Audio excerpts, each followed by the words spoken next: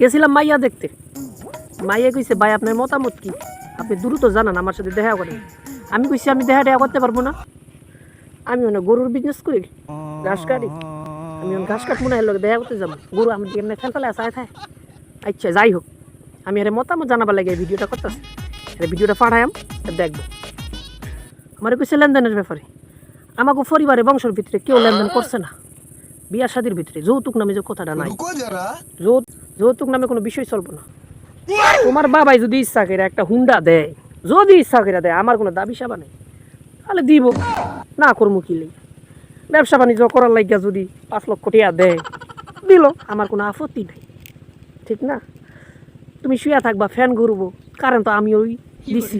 তোমার বাপে যদি টিভি ফ্রিজ ঘর বাড়ি সাজাইয়া দেয়, রুমটা সাজাইয়া দেয়, দিব, আমার কোনো আপত্তি নেই।